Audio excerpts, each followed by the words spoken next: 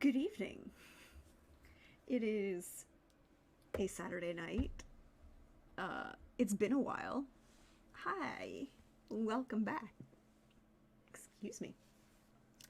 But I am your friendly neighborhood Prax. Welcome to the channel. It has been a little while, a couple weeks, but I'm glad to be back with everybody.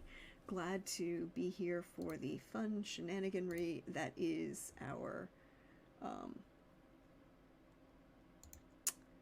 book chats on Saturday nights. I have some things to update you on. There's my pile. Here's the pile. Look at the pile. Things I've read, things I found, things I wanted to talk about, because apparently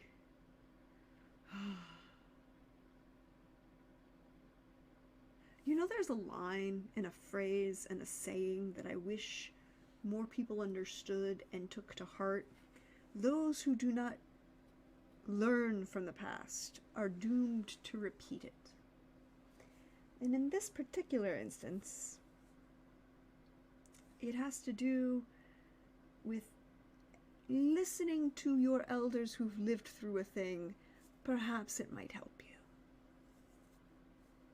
Oh, time, welcome in. Get yourself a cup of tea. Settle in. Relax. Hope you are all doing well. I have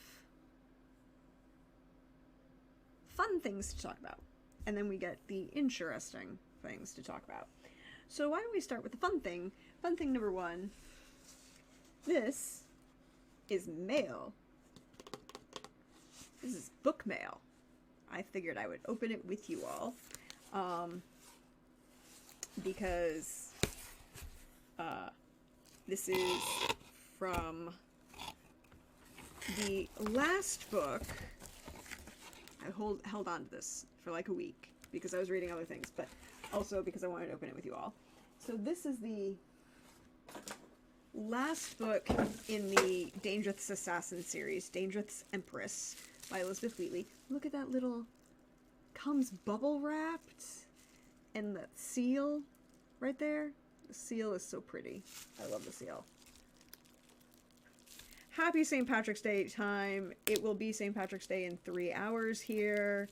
I will be celebrating in a very traditional manner, which means I am inviting a bunch of people over for, inviting a few friends over for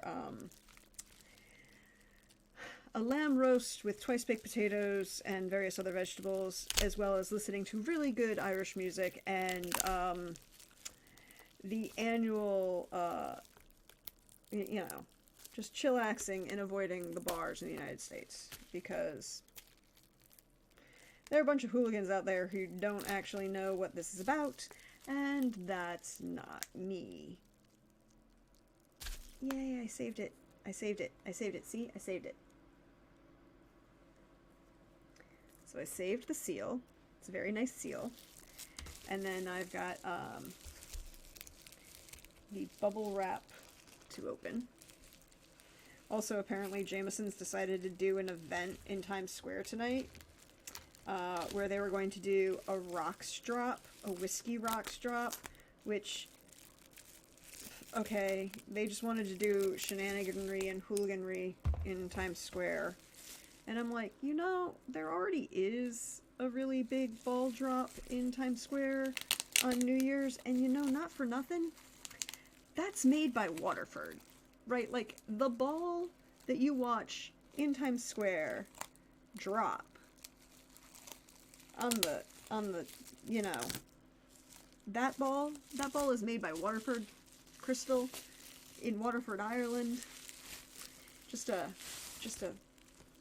feel like that's an appropriate level of rocks drop. But hey, what do I know? So this is the final book. That's actually really gorgeous. I do like that cover art.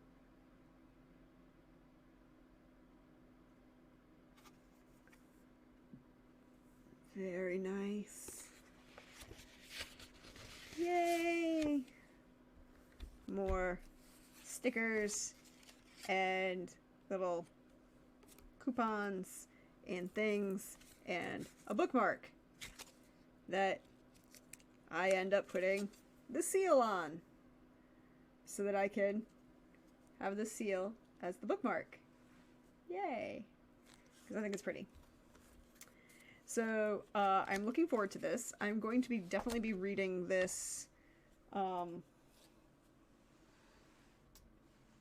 this week. I mean, I'll probably end up reading this Monday.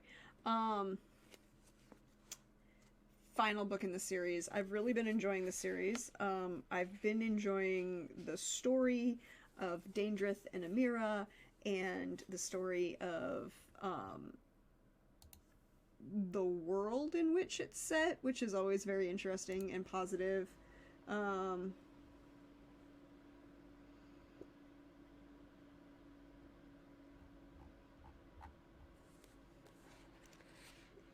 And I like the magic system that this was based on. I also love the fact that so it's just funny. Like, there are lines in this series that just make me laugh.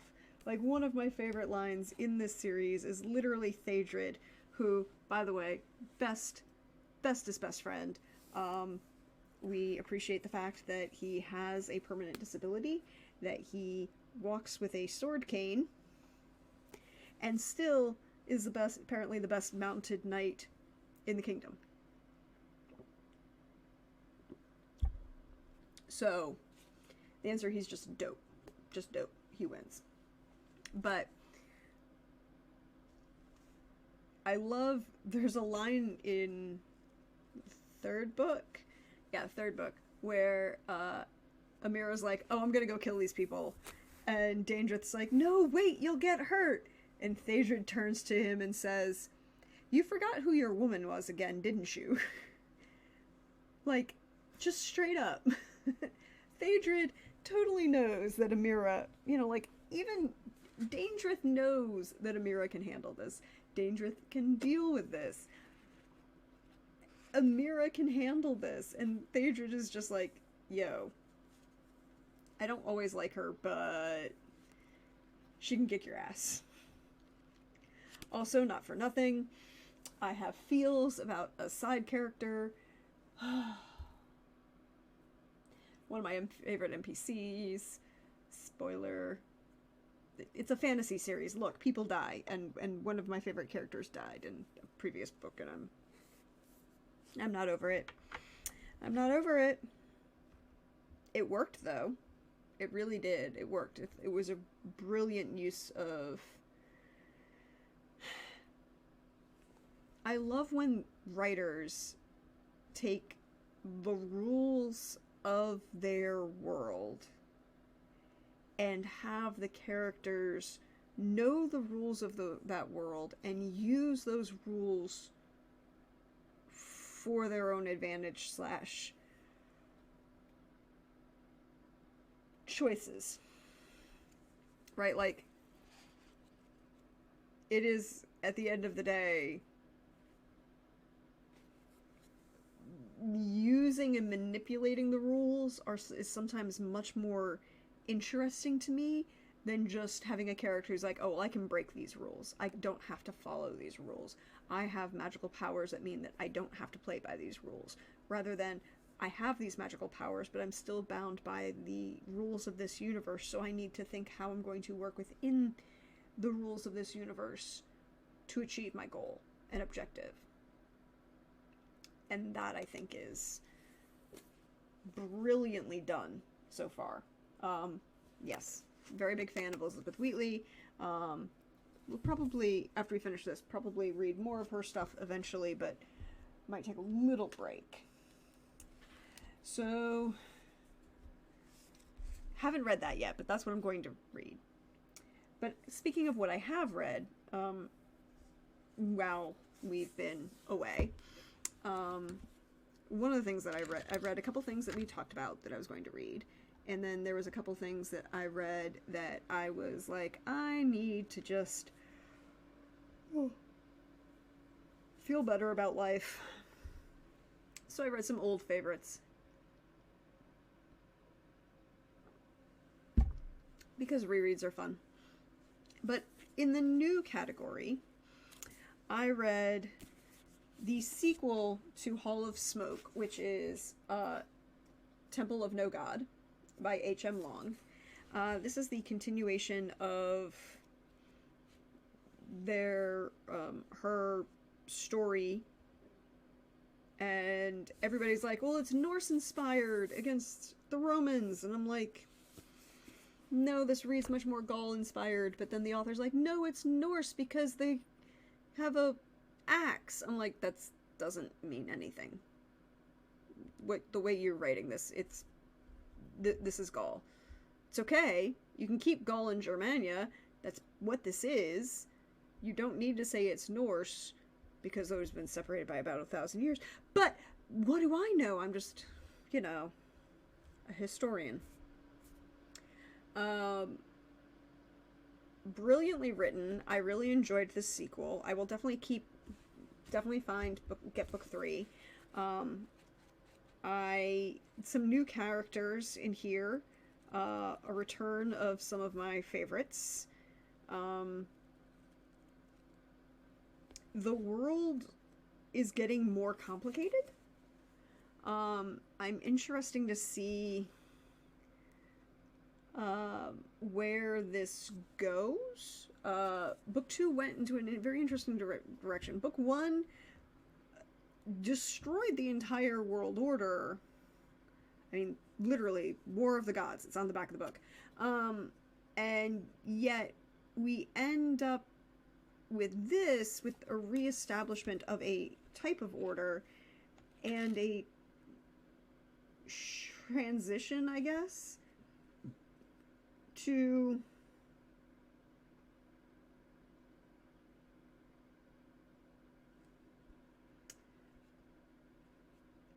how the world will change and how it will be developed. And so I liked this. Less setting people on fire with your eyes, and more just massive violence. But lots of good violence. Like, there's lots of violence in this book. Hessa she kicks a lot of ass. And, but she also now has to be political in a way, and show that she can indeed.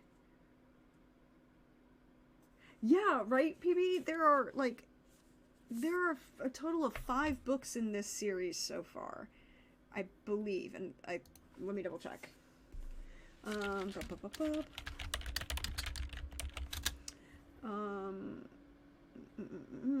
Let's use this.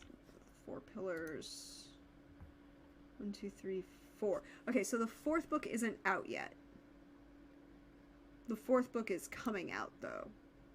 Right? Or it's just came out? No, the 4th book came out in January 2024. So there are 4 books, and they span 2 generations. So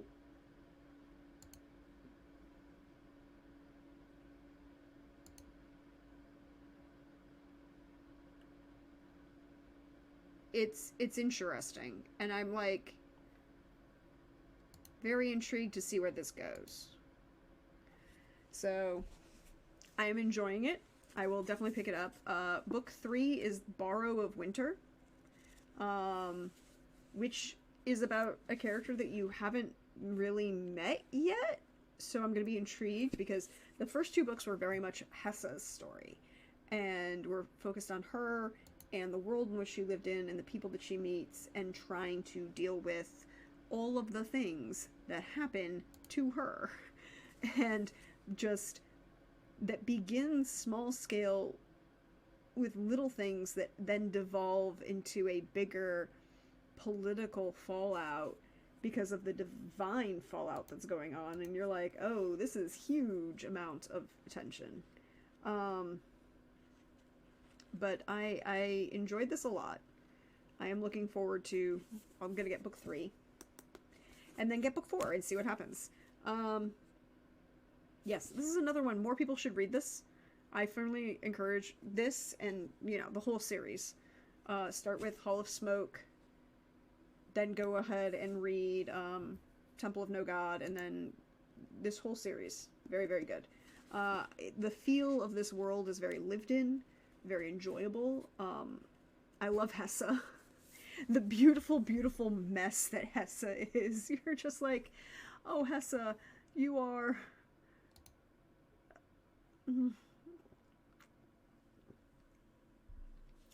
I saw someone online describe Hessa as a bisexual trash fire character with violence issues, except they're not bisexual. And you're like, you're not wrong. A little reductive, but not wrong. Also, I just kept a running tally of how many people I have now a running tally of how many people Hessa has violently ended existence for. And you know,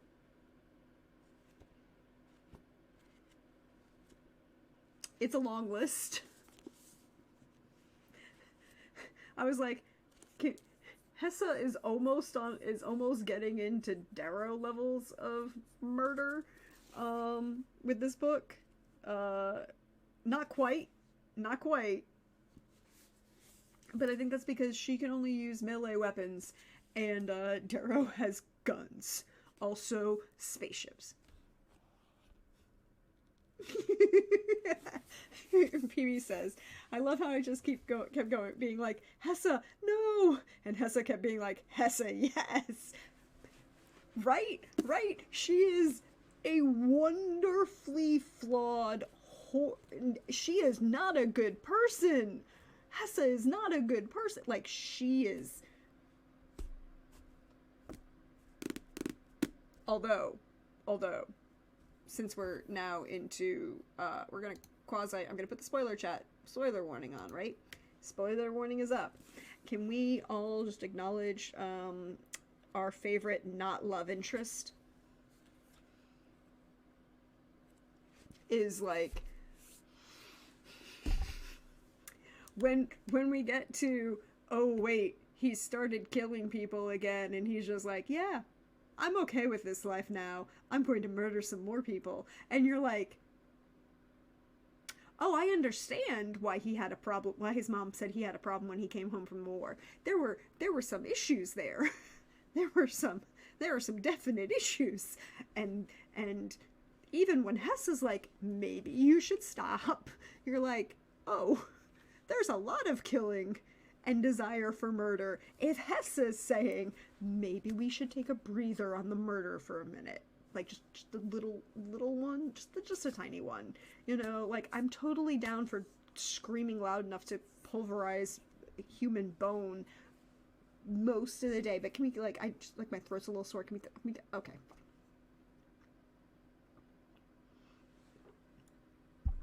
I also love the fact that he's not really a love interest, even though you get the fact that they are. It's very interesting that their relationship stop killing, you need to rethink your life choices. If Hessa is telling you you need to stop killing, you need to rethink your life choices. Yes, Neeson, stop.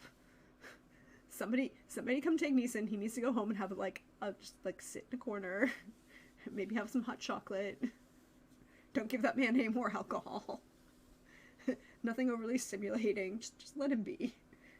Let him be. Let him and his horses just have chill time. Let him and the horses just have a chill time. It'll be fine. It'll be fine. God. But, like, everything about their relationship is... I don't want to say it's a romance, because it's not really a romance. Like, this is a romance, right? Like, Dangerous Assassin, Dangerous and Amira, that's a romance. It's true enemies to lovers in the sense, and she's literally ordered to kill him when they first meet. and it's a whole thing, and there's a politically arranged marriage, whatever. Points to you, Time. Time says, or perhaps in response to PB's, if Hessa is telling you to stop thinking, to stop killing, you need to rethink your life choices. And Time responds, or perhaps your death choices. That's funny. I appreciate that. But Hessa and Neeson aren't really a love story or even a romance. They are straight up friends with benefits and murder plans. Like, that's it. That's all. That's like, and I honestly think that's the best way to sum up their relationship, right? Like, they're not. In the beginning of Hall of Smoke, Hessa is married. She has her husband. She is truly in love with her husband. For 16, and then you get into the meat of the book, and he ends up dead. Sorry, spoiler alert, he ends up dead in the first chapter. He's we knew he was going to be a goner. Everybody in her village is gone.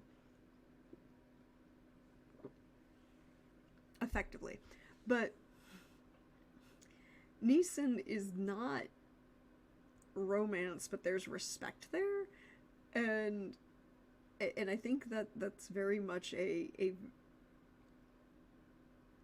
definitely a relationship between two people who are both very, very broken. Like, straight up, Hessa is broken, but Neeson's fucked. Like, that man, that poor boy, he is fucked in the head so badly. But then you come back to it and you're like, okay, their relationship isn't what you would call a romance. I don't think it really, their commitment to each other and the respect for each other is there.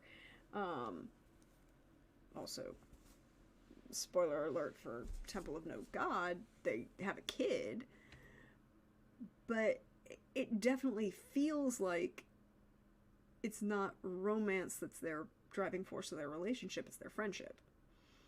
And their support of one another. Oh wait, and the murder. Like, I shouldn't forget the murder.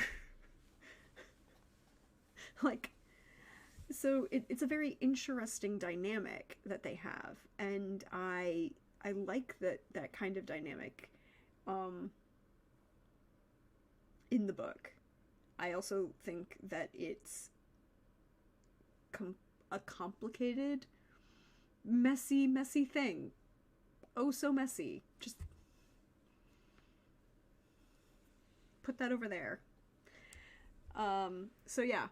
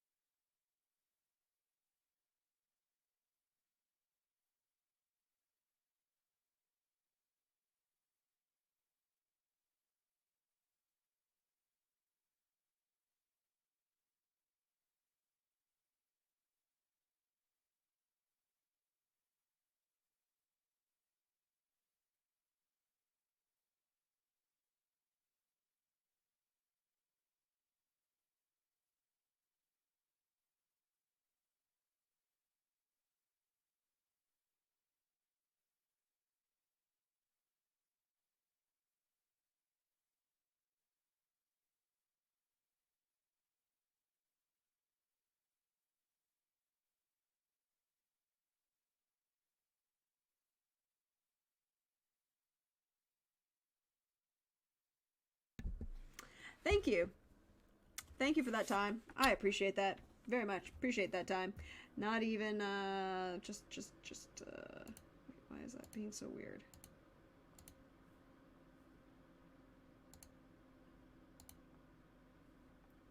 Okay.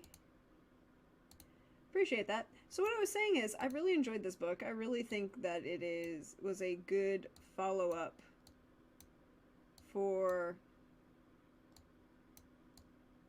the, to Hall of Smoke. I really appreciated the characters. I thought they were really well done. I thought, the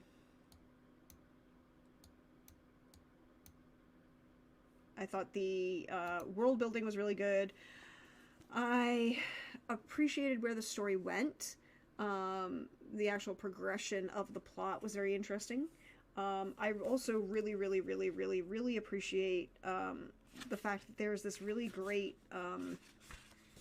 glossary of names at the back. I love when fantasy books do this. Lets me know who the cast of characters are, who they are, how they're related, who they're playing. What do they actually call him? So, I love this. I love this.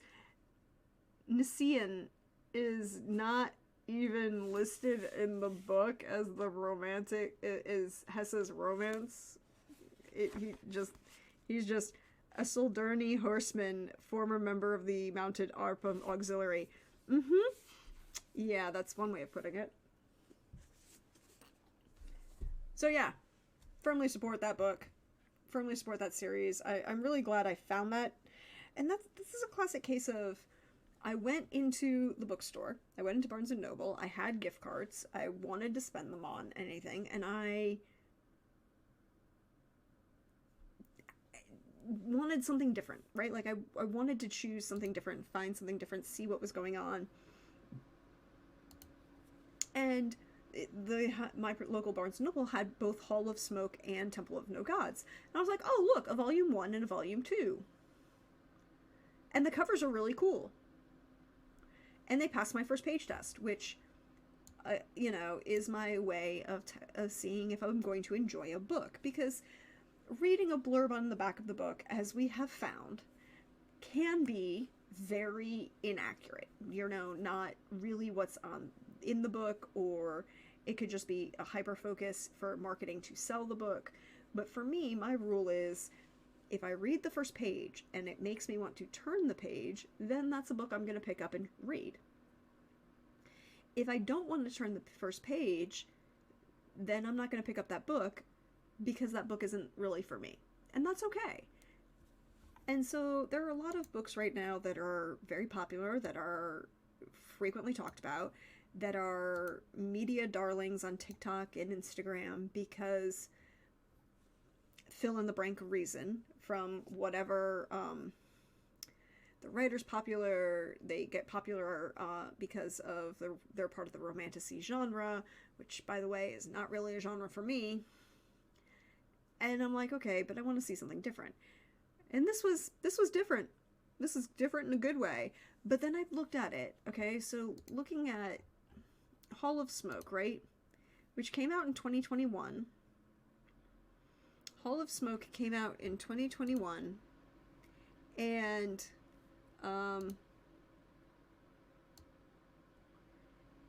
it has 3,431 ratings on Goodreads, with an average of 378. Now, that's less than 4,000 ratings, and only 745 reviews. So it's like, okay, let's take a look at these reviews.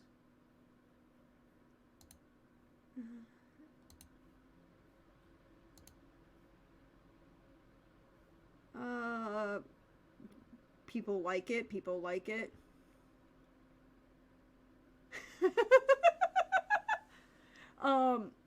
Also, hey PB, this is the review for you. This is your review for, you know,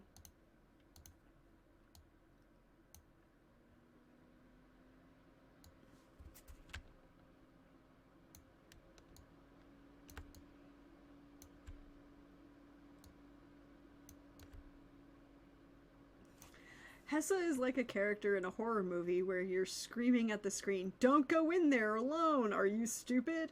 But they go in anyways. then even once they face the consequences of their choices, and you're like, oh, well, at least we won't be making that mistake again. What a good learning moment. Only for her to go and do it again. Absolutely ridiculous behavior from a woman that seems to have no sense of self-preservation. That being said, she's a complete badass, and I would not test her. This is Hessa. This is a good review of this book.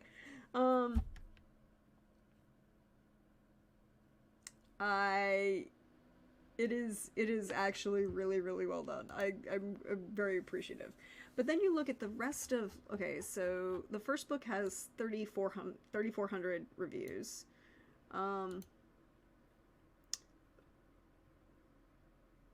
Temple of No God has 722 ratings and only 123 reviews.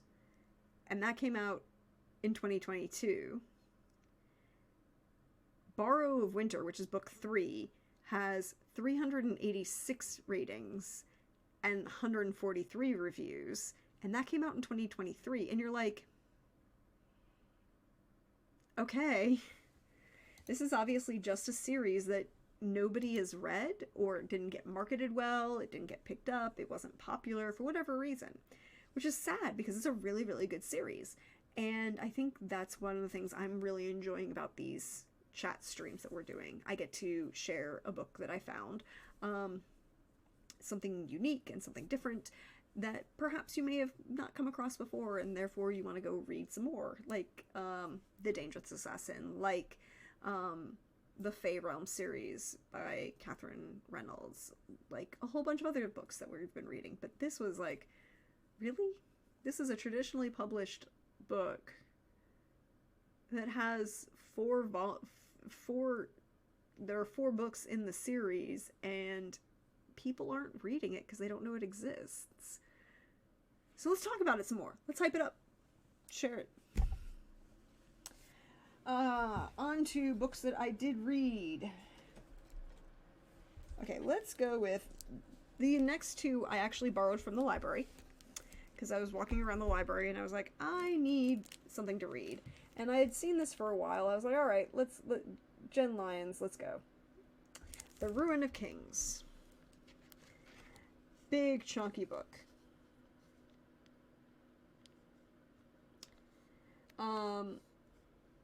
This is the blurb on the inside, you know, the dust jacket cover. Kieran, when destiny calls, there's no fighting back.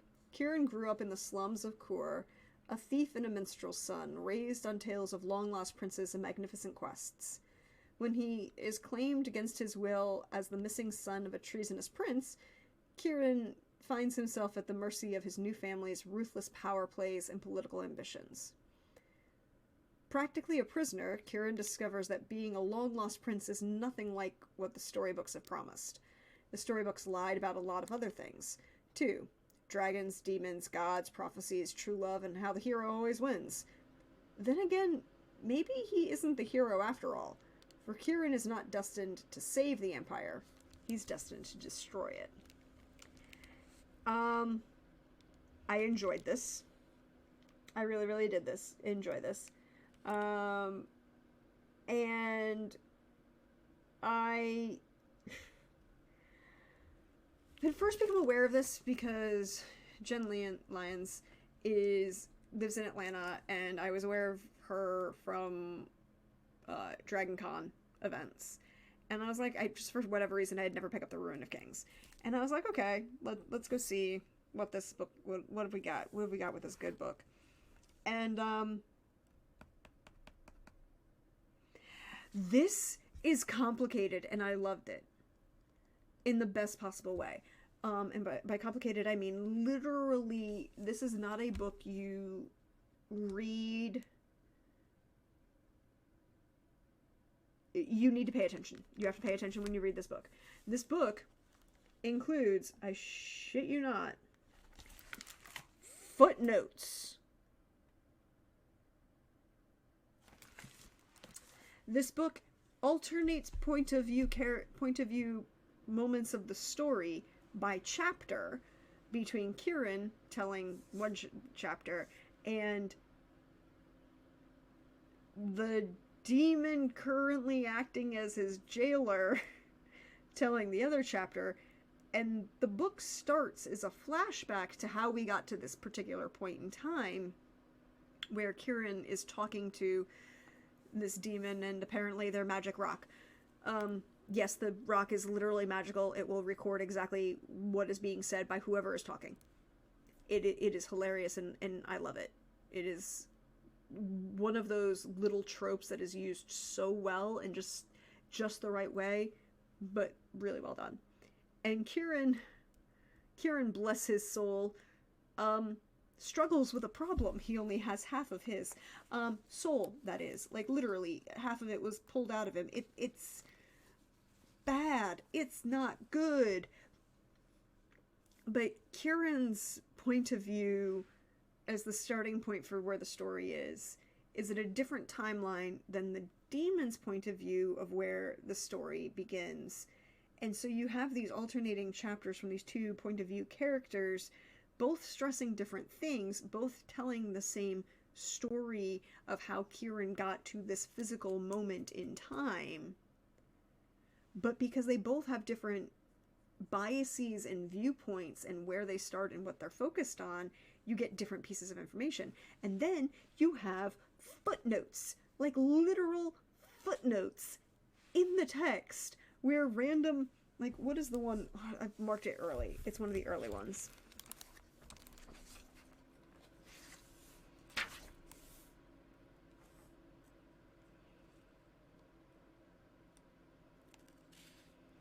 Like, you introduce this character, right? So the line is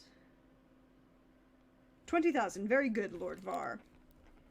There, little asterisks. There is no record to indicate that Relos Var has claim to a noble title or order of merit.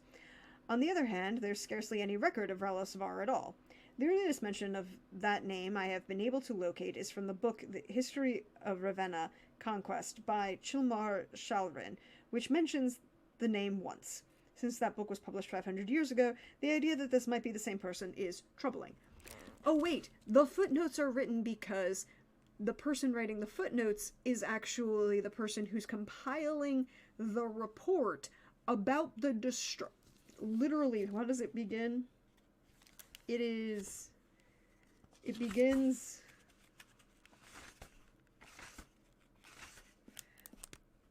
with this page. This is the very first page. Your Majesty, enclosed within is a full accounting of the events that led up to the burning of the capital. Much of the first section is based on transcripts derived from a conversation between two of the most pivotal individuals to the events. Other sections consist of my own reconstruction. I used eyewitness accounts whenever possible, and tried to remain true to the essential spirit of events when I was forced to go afield. I have annotated the text with observations and analysis I hope you may find helpful.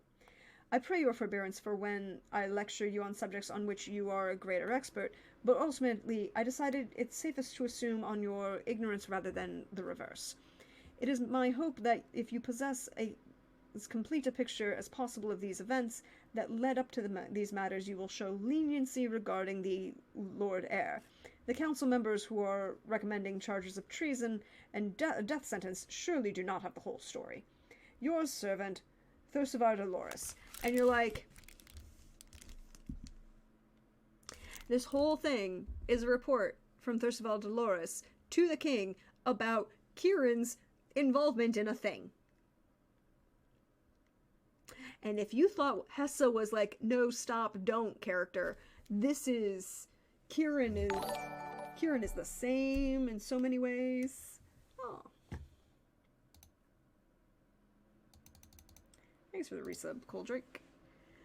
But you're like, really? Really? Really, Kieran? You're, what are you doing? What are you doing? Why are you... Oh, you made bad choices. There were bad choices made.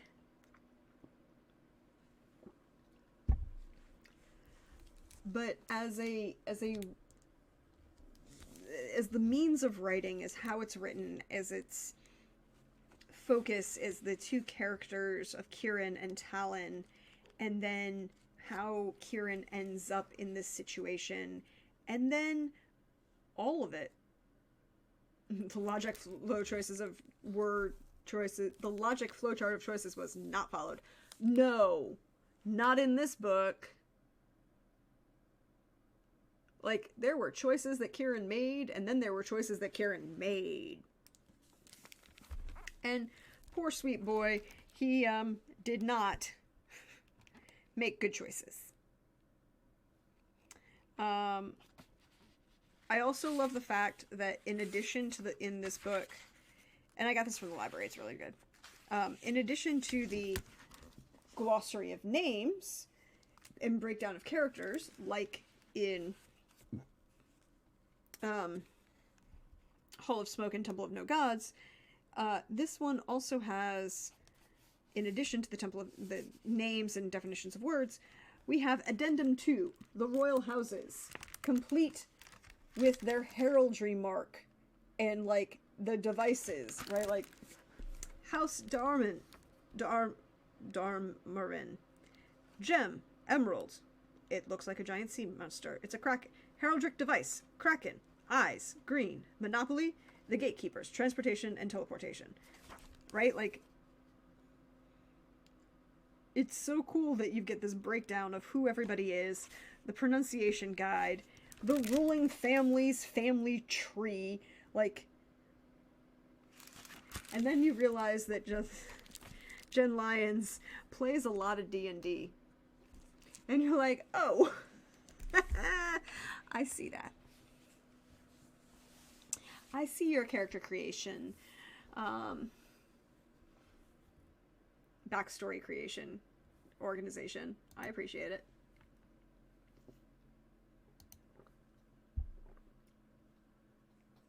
So, but really, really enjoyed this. It is a complex book, like I said. You have to put effort into it. You have to think about it. You have to think about what you're going to read. And, you know, there's a lot of material in this to help you keep track of stuff. But because of that, you need to really pay attention. And so it's not just, like, it doesn't really apply to me. But, like, it's not a quick, well, it is a quick read, depending on how you want to read it. It's a fun read, but it's complex, and you might take some more time and effort to put into it than perhaps you expected. But, yes, firmly recommend. We'll definitely be picking up the sequel to this. And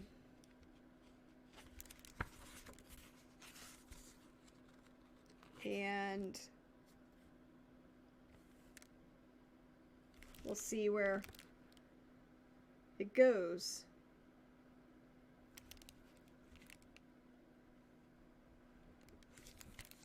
But yes, I definitely agree. Great book. Really, really enjoyable. Oh, Dangerous Sorceress? Yes. Oh, isn't it good? Coldrake, you missed the beginning, but I did the unboxing because I got volume 5 in the mail. I got Dangerous Empress in the mail. And I am looking forward to this. Also, I've been following, if you follow Elizabeth Wheatley on Instagram or social media, she's working, yes, 5. This is 5. Book 5 is Dangerous Empress. It comes right after Sorceress. It came out in, you know, a month ago. So, yay. And then the book she's currently working on, if you follow her, Elizabeth Wheatley, if you follow Elizabeth Wheatley on social media, the book she's currently working on is Phaedrid's Side Story. And I'm like, yay. My sweet, wholesome bean.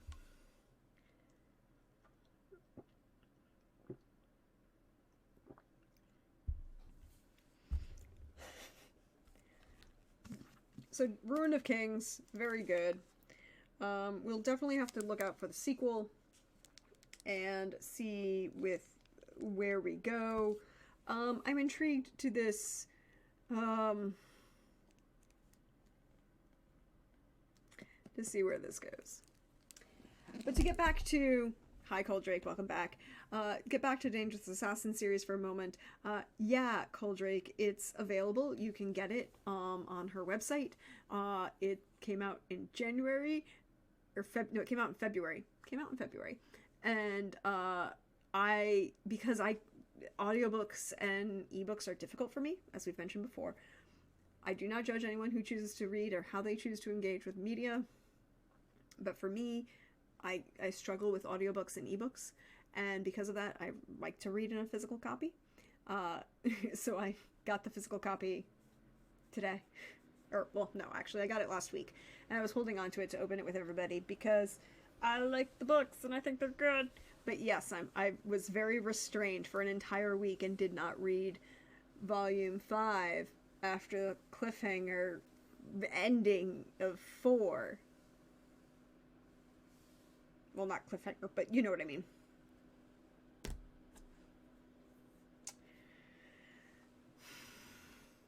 So yeah, very good series. Firmly recommend. Go forth and read. I don't have it physically next to me because I had to return it to the library. But the next book that I did read was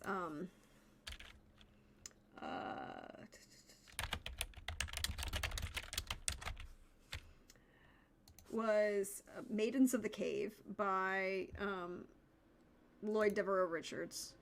It is the sequel to Stone Maidens. It is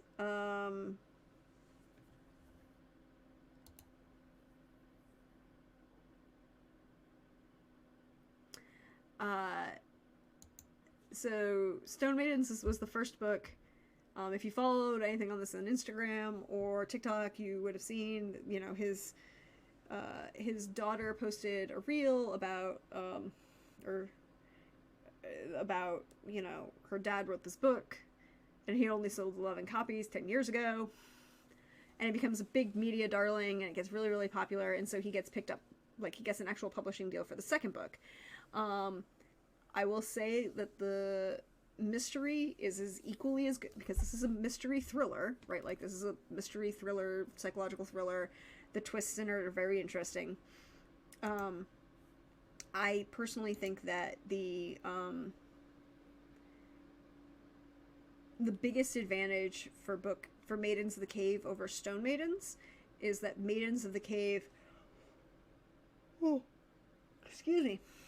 really benefited from the fact that it was traditionally published, in that it had an editor.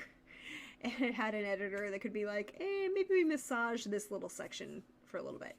And you could kind of see that particularly in certain relationships that Christine has. But it's very, very well done. I think I really hope that more people read these two books. More sales of these two books always help the author, but it's also, particularly in this case, if you follow them on social media, you would have heard that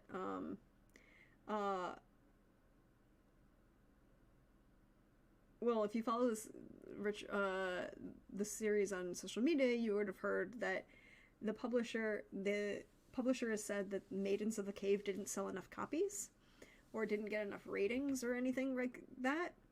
And so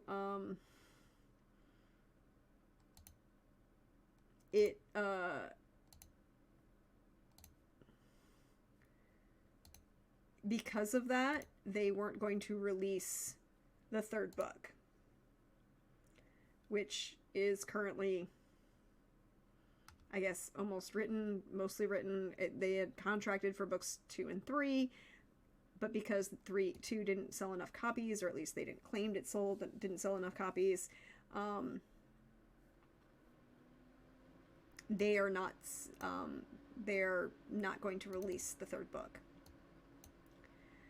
which is sad, because I personally think that the book is really, really well written.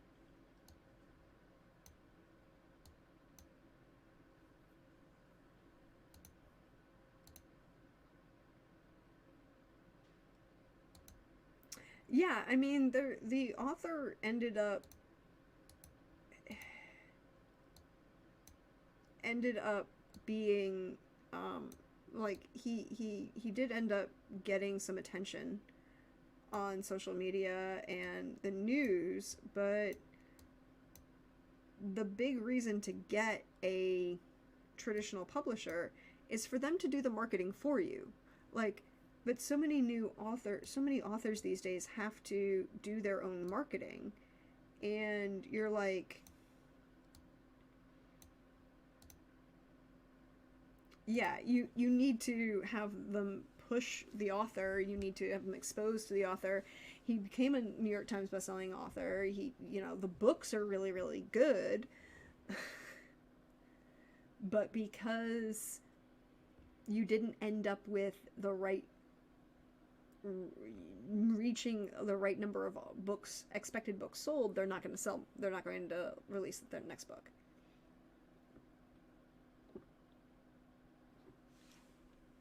Which is, I feel, a sadness. And you can't, the way social media has been both a positive and a negative to authors like this, like, positive, it helped this author sell more copies of the book that they have written and get a deal for their second book to be published. Negative, the expectation by the publishing company is that because they have such a big following on social media, that suddenly all of their books will sell millions and millions of copies. And that's just not how social media really works. Yeah. You have to be the marketer and merchandiser and promoter for promotioner. Deirdre, you know better. Promoter for all of these books and things and art, and you're like, this is really not in their job description at all. So why is it there?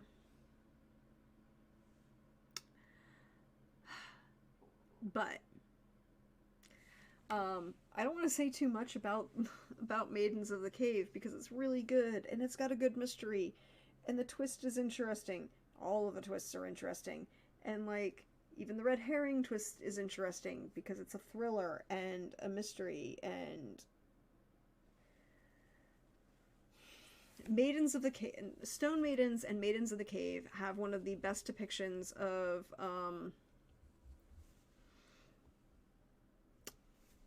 trauma response and PTSD response anxiety attacks and panic attacks. And the best line is, you know, of how Christine deals with those issues, I think is really positive and a great portrayal of those issues. And honestly, I just think that more people should read this book. Go read this book. That is my TLDR.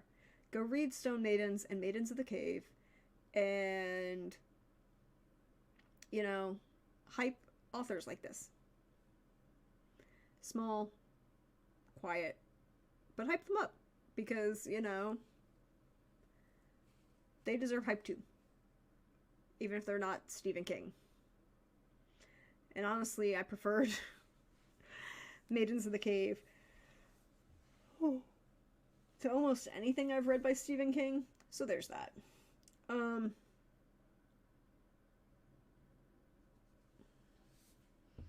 then in the last of the books that I have read in the last couple weeks, how invested did I get in the characters in which? Maidens of the Cave? Very invested. Also, content warning, because it's, I would say it's a TVMA rating, right? Like,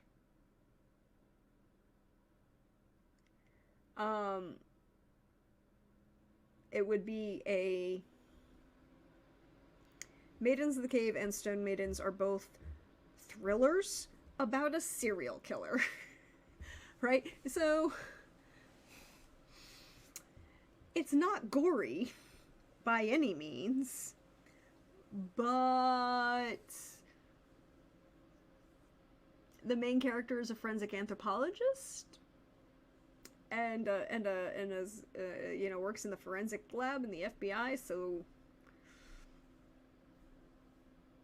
there are some clinical descriptions of some things and some murder, and then there's some occasional chapters about from the victim's perspective. So, you know,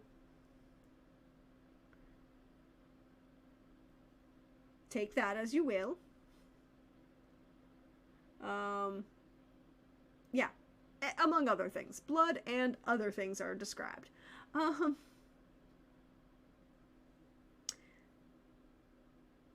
But it's like the same level of depiction, maybe a little bit less gory than you would get from a Criminal Minds episode. We're not talking Dexter, but definitely Criminal Minds, maybe Law and Order SVU. That kind of level of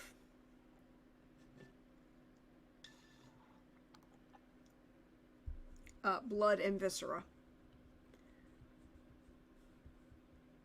Wait, which ship count are you trying to figure out, Coldrake? Because there's really only one ship in Stone Maidens and Maidens of the Cave that I want to have anything to do with. I don't know that I want to have anything to do with any other quote-unquote ships that might exist in a murder thriller about a serial killer. If we're talking about Dangerous Assassin, then there are 1.5.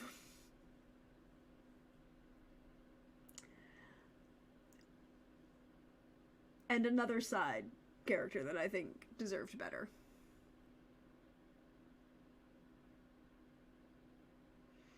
Look, our rating, the movie rating system is so bloody complex and arbitrary and a mess.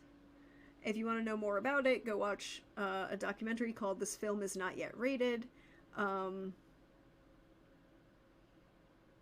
Yeah, just putting it out there. Go watch that. But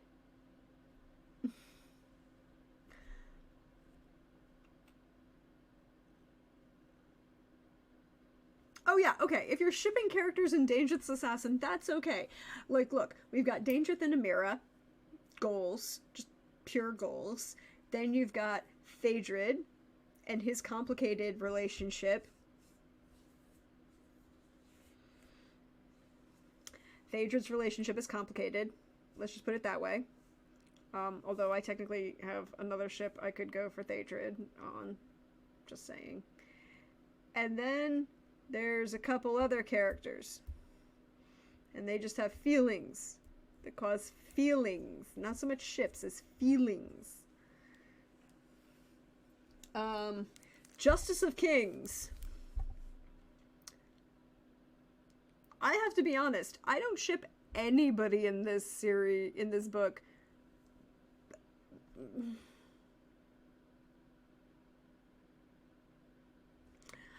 Because it's complicated, right? Like, you do not want to be, like, anything that looks, excuse me, not Justice of Kings.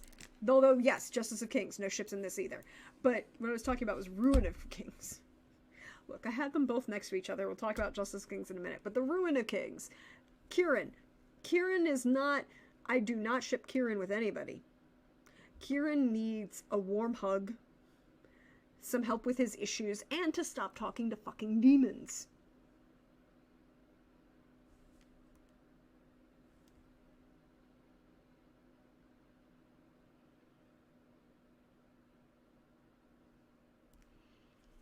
Like, that's my answer.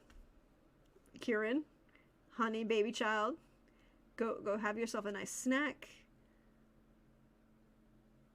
And then perhaps leave the demons alone. Just stop with the demons. Tonight, Coldrakes. Tonight's books. Kingdoms, not part of the Disney Princess universe. God, yes. Alright. Last book that I read over the last couple weeks. I did not read that many books because I haven't been feeling well. But, Justice of Kings by Richard Swan.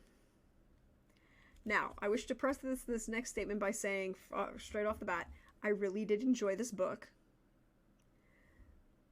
Until the last paragraph. Because it gave some implications that I don't know that I'm gonna enjoy the next couple books, but this book itself I really did enjoy. I'm going to read the next book, and see what happens, but the final paragraph kind of gave a hint of something that I don't know that I personally would like. But, is Pope on the chat tonight? Is Pope in chat tonight? I just need to ask. Pope, are you here? No? Okay. Well, I'm going to put this out here and describe a couple of things. So, this is Justice of Kings. The main character is not the point of view character. The point of view character is Helena. And Helena is the main character, Conrad van Volt. Secretary, clerk, apprentice in being the same job that Von Volt has. And Von Volt is a circuit justice to the Empire, right? He's an empire. He believes in, Von Volt believes in the world. No man is above the law. He believes in the rule of law.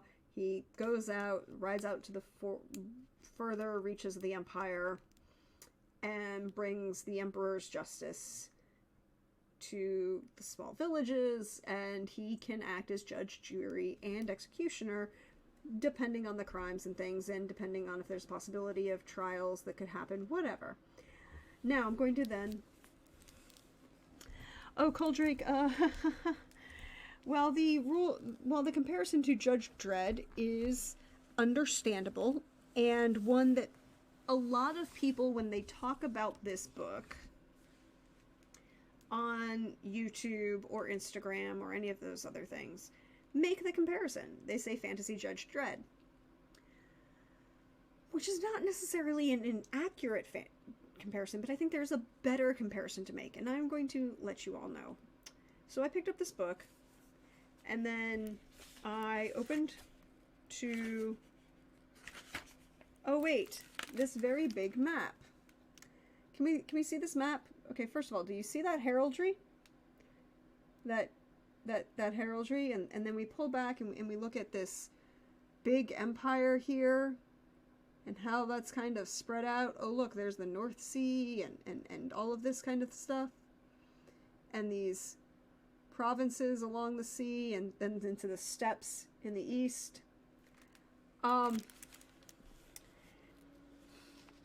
Coldrake saw it immediately that looks a lot like France and Germany.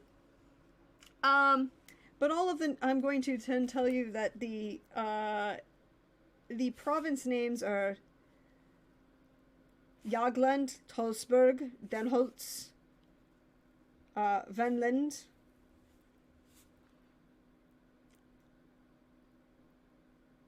Hauersheim, Lindau, Kavosk. This is a very German empire. Von Volt is a character who has one or two small magical abilities, one of which is to compel using the Emperor's voice to force someone to tell him the truth, based on certain limitations, but it is a small magic. That he rides around in the western reaches, bringing the king's justice and searching out ne'er-do-wells of the empire with his sworn sword and manservant and his female clerk. And I will kid you not, within the first 3 pages, my immediately thought was, Hi, somebody played a shit ton of Warhammer Fantasy. Like, your Age of Sigmar is showing. Just a little. Just a little. Oh, look, one of the big complex antagonists in the book is the rise of zealotry in the state-sponsored religion.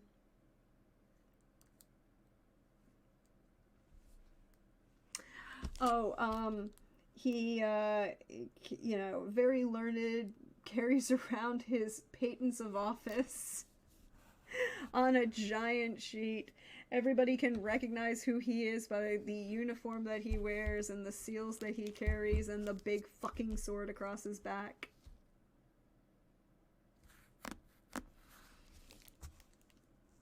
So if you're a fan of Warhammer Fantasy, go enjoy Justice of Kings. Like, people are like, oh, it's Judge Dredd. I'm like, okay, fine, it could be. And I'm like, no. This is somebody who played Warhammer Fantasy. This is somebody who played a shit ton of Age of Sigmar. Like, we are not that far into it. I have not seen anything other than humans in this book. And this book only includes humans. But we're fighting with the church. We're fighting with oh,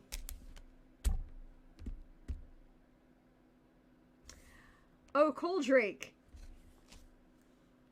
I'm going to put the spoiler tag up because you brought it up.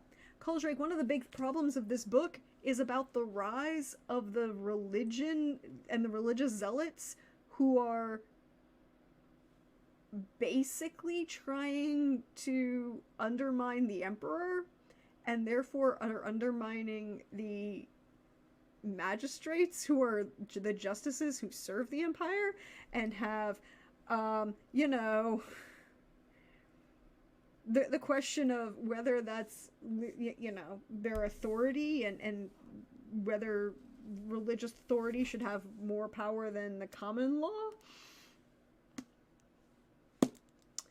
So yeah, a big part of this book is Von Volt basically, well, I mean, it is not, this is a mini spoiler. The title, the first sentence of this first chapter, called The Witch of Rill. They give you a little blurb from one of the in-universe books, right? Like, beware the idiot, the zealot, and the tyrant. Each clothes himself in the armor of ignorance. From Kathauser's The Sovan Criminal Code, Advice to Practitioners. The actual first sentence of this book. It is a strange thing to think that the end of the Empire of the Wolf, and all the death and devastation that came with it, traced its long roots back to the tiny and insignificant village of Rill. So you know from the onset of this book that we are about to utterly and totally destroy the existing governmental system that exists. Hi, the Empire is going to fall. We know this. It's the first sentence of this book.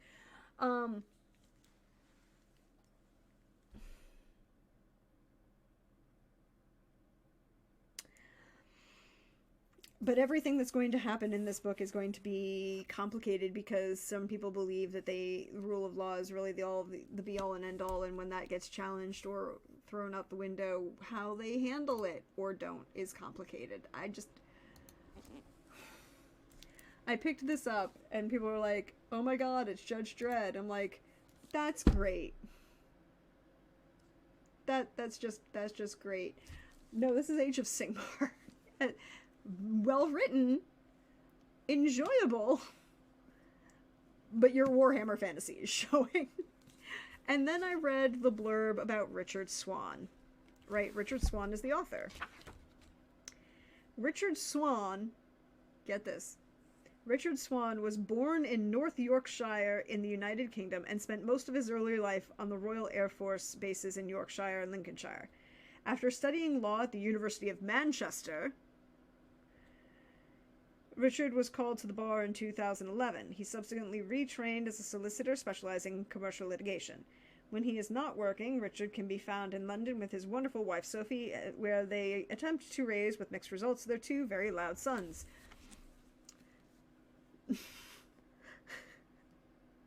Dude went to the University of Manchester. He grew up in Yorkshire and Lincolnshire. Oh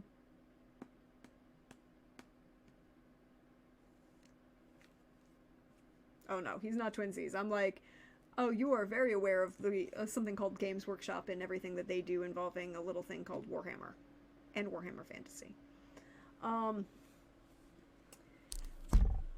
It is a very good book. It's true. He is a military brat and a law nerd. He's just English. It is a very good book. I firmly recommend it. I will definitely be picking out book 2. The final paragraph is not a deal breaker for me. I am fully prepared for this book series to be emotionally devastating because you know it's about it's all about the destruction of the Empire. We know this. It's the first sentence of the book. That's not what's upsetting me. But the last paragraph gave an implication about how that destruction is going to go that I don't know is that really for me. And so because of that, I'm being not hesitant, but I'm being realistic that I may not enjoy the rest of the series the way I did the first book. Which I think is okay. You can enjoy... I personally feel like you don't have to enjoy all of the series the way you do the first book. It's... Coldreg right. It is the downhill ride on the collapse of an empire roller coaster. Yeah, exactly. It's like... There are ways that, like, I am fully aware that this is going to end in tragedy and a shit ton of death, and murder, and probably more murders. Oh yeah, there's a lot of, not so much, I wouldn't say Spanish Inquisition, witch vibes from this, although that might come later. Right now, it's very much it's highlighting the political aspects of the rise of the Zealots and the Templars and all of these things, and how that political power is coming into conflict with Von Volt and the other justices who believe that the law should be applied to everyone equally and that the law is universal and that the law should not be political. Von Volt is weirdly an idealist. But you actually don't know what's really going on in his head because this whole story is being told from Helena's perspective. And at the time of the events of the book, Helena is 19 and Von Volt is in his 40s, right? Like, there is not... And at this point, there's nothing to show any implication that there's supposed to be any romantic tension between those two characters. And in fact, there's a point where Helena has a romance, quote unquote, like a low-key kind of courtship flirting with a young guardsman, and Von Volt is very supportive of her in this. At the same time, he's kind of not, for other reasons. And then but Von Volt has also been mentioned that there's a line that Helena says that yes, Von Volt and this other character had a romantic relationship at some point in the past, and she does, but at the time she didn't know anything about it. So you very much get the impression that theirs is not supposed to be a romantic relationship. Oh, the Foundation series. The Foundation series by Isaac Asimov is... I would agree that it would be an interesting comparison. Now I want to go back and reread Foundation.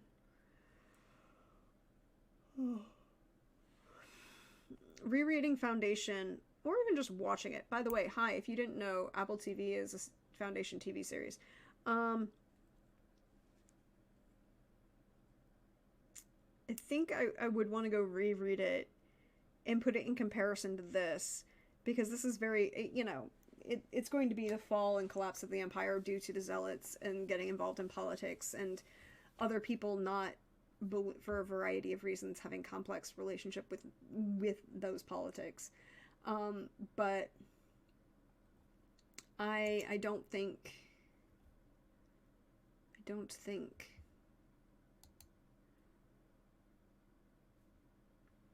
like the frame, it's one of those where the framework is similar, but that's about the only thing. But at the same time, I kind of want to go back and reread to see how those differences in those frameworks become a major factor, right? Like they are a major factor. I just want to know how they would develop. But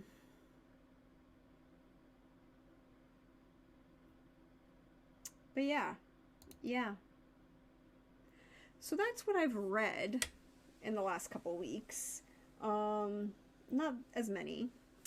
But I have a plan for what I am planning to read this week. I'm going to finish the Dangerous series. I'm going to read Dangerous Empress. Enjoy this. I will savor this and have a lot of fun. Getting back on the Emperor's train, I'm going to read Emperor's Wolves by Michelle Sagahara. I was originally planning to read this earlier, but I just didn't. I was not feeling well the last couple weeks, so I didn't get as much reading done. This is the one where the Emperor is literally a dragon. I hope literally a dragon. I also hope that number 5 delivers. I think it will. Like, Elizabeth Wheatley has done really well with the delivering on plot points, but also delivering on character and emotional beats and funny lines. Like, excuse me, straight up, some of the funniest lines are in those books. And then I'm going to read... Is this the right order?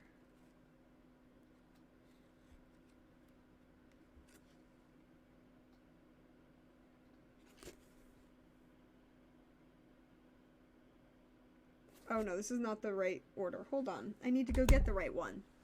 Please and thank you.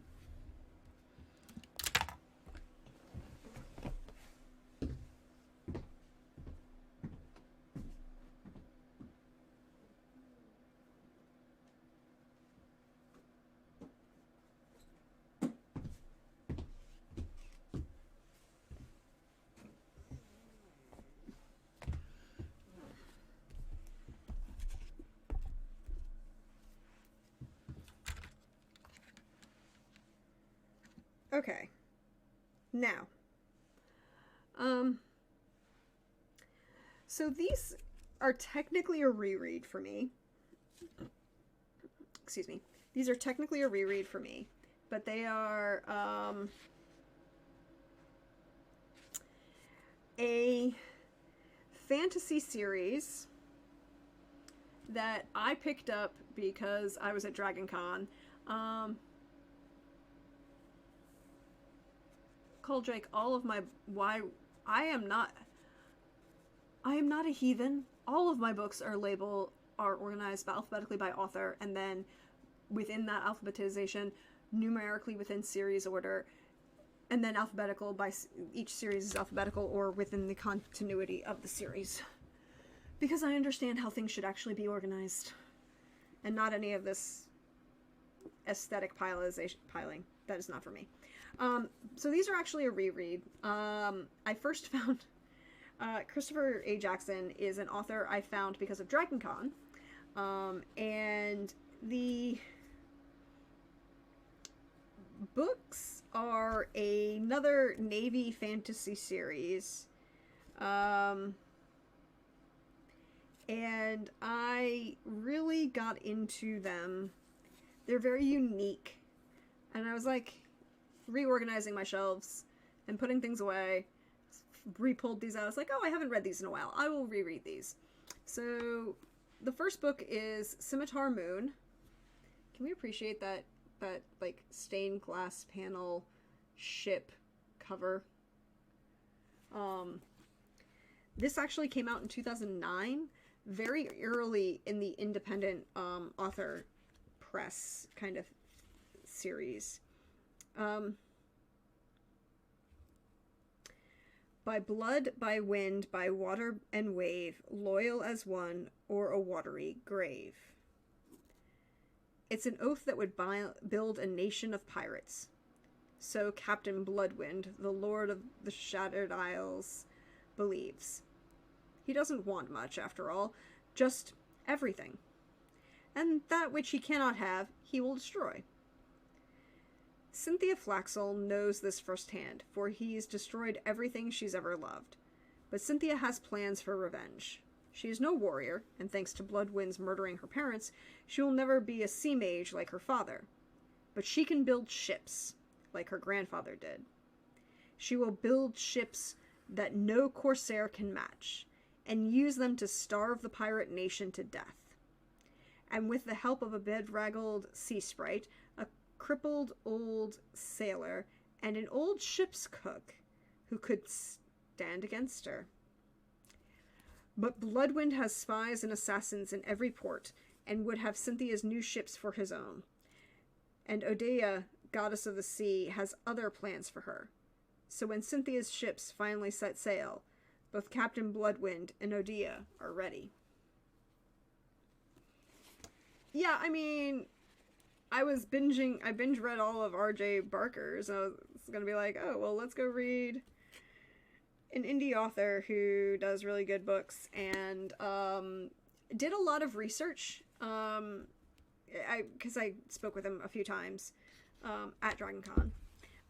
Did a lot of research specifically about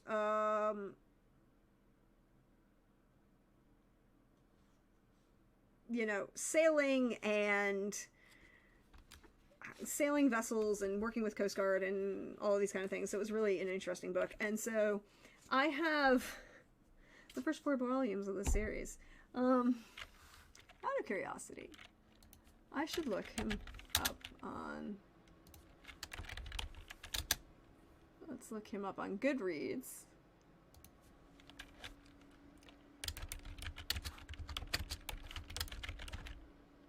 Chris A. Jackson. Scimitar Moon. The Scimitar Seas series. How many books are in the Scimitar Seas? 1, 2, 3, 4. So 4. I have all 4 series. Yay, it's good. He also has written a bunch of books for, like, yeah, he started as, it's their shipwrights. But he's written a bunch of books for, like, as a contract author. He's written Pathfinder, he's written,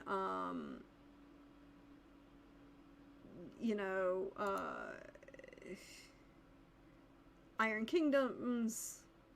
He's written a bunch of other kind of, like, interesting sword and sorcery fantasy novels. And he works with a lot of those kind of, that kind of level. But the Scimitar series is really, really good, and I enjoyed it. So I figured, hey, why not? Let's reread. Start with Scimitar Moon. Yes. Yes. He wrote the humorous sci-fi series Cheese Runners and the Cheese Lords. I know this might be difficult to understand, but he's written a lot, including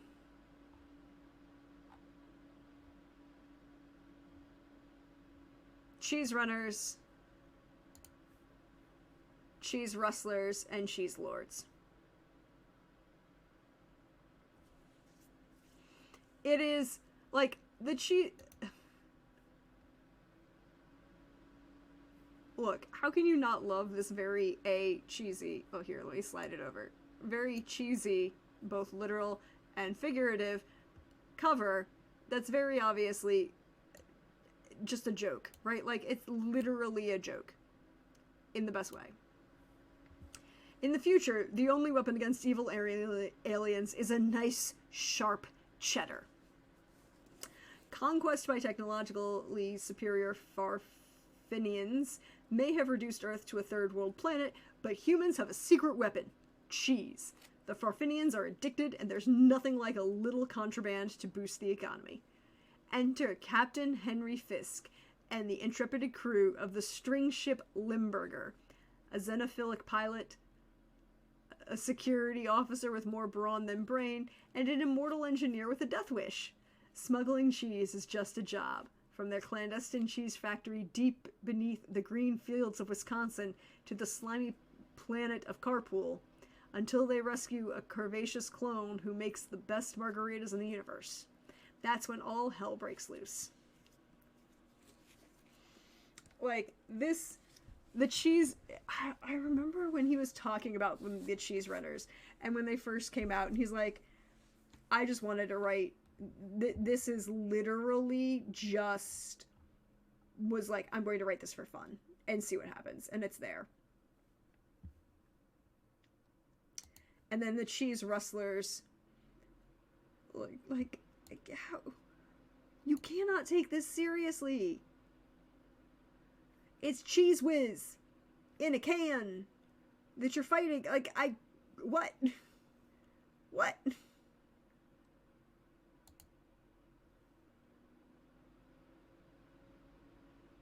There's, okay. You're smuggling cheese. And so it's a lot of fun. He's a fun writer, but when he writes serious stuff, it's really good. The Dragon Dreams series is really Dragons of Boston is really kind of fun.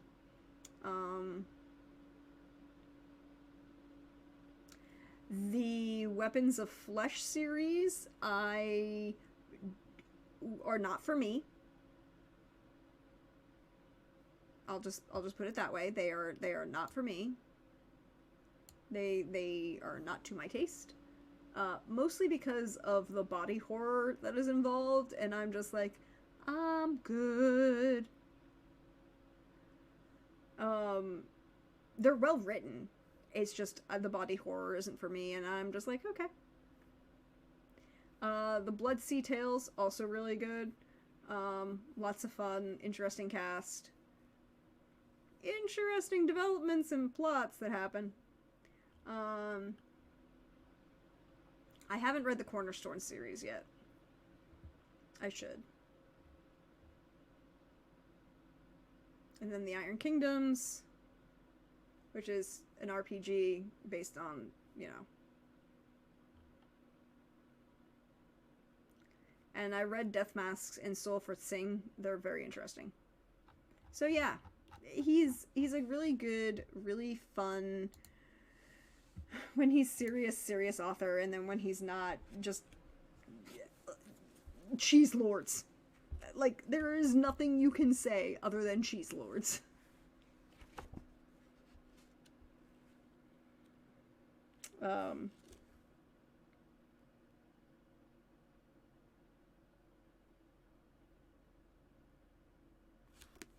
So yeah, that's what I'm going to do. I'm going to read Scimitar Moon, The Emperor's Wolves, and Dangerous Empress. That is my plan for this week. What are you all planning to read for this week, if you have time?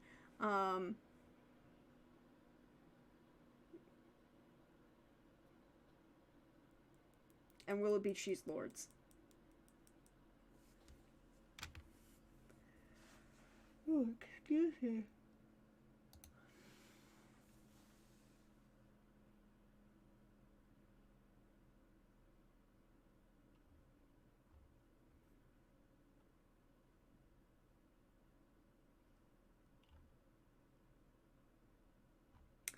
So yeah, I am going to... I feel bad because his books have an average 4.9, almost 5-star rate, like always about 4-star rating average. But like Scimitar Moon only has 76 ratings,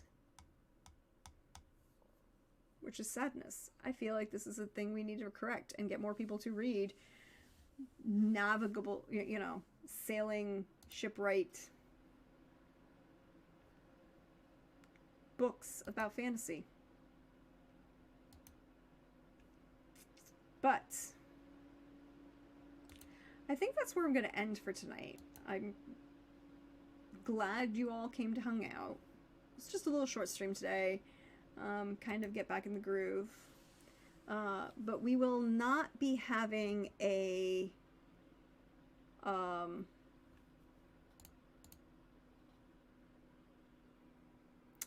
there will not be Mass Effect. Oh god, I'm so... like, that tells you where I need to be. I was like, I need to go to bed because I'm struggling with words. We will not be having Mass Effect: The Gathering Dark this week. We will be back next week. If you are in the New York area, however, you should go and check out Improv Theater. Arvandus is actually doing an improv show in Manhattan. If you're in New York, go check it out. You'd appreciate it. But if you missed out on anything and you want to catch up on the Mass Effect series that we're doing for the TTRPG that we're streaming, you can check that out on the YouTube. All of it's there, nice and neatly organized. Everybody will be back next week, and we'll be ready for more shenaniganry. And possibly murdering more Vorcha. But they're Vorcha, what do we care? If you want to support the channel, you can do... there are a couple ways you can do so. There's a Ko-Fi. All of that money goes back into this. Support buying new gear, new hardware, new software, paying for overlays, paying for hopefully soon editing of things. All of that kind of stuff. You can also... support the merch, because there is merch, and the merch in particular for the I'm Tired of Being Fucking Evil shirt and mug, all of the proceeds from that go to get split between me and the rest of the cast members for Monday night's game over on Wandering DM of Vampire the Masquerade Montreal by Night. And this Monday is the season finale. We are underground in a crypt / haven, what was a haven for a bunch of Sabbat before it got blown up. So there's that. There's just that. Sure, it's fine. But that'll be the finale tomorrow night, Monday over on Wandering DM. And then we'll be back here on Sunday the 24th for Mass Effect: The Gathering Dark. We will not have... I'm not going to be here for book club on the 23rd. I have a couple appointments and things I need to do for that Saturday, for next Saturday, but we'll be back on the 30th and have plenty of books and stories to talk about and things. I'll be probably putting up a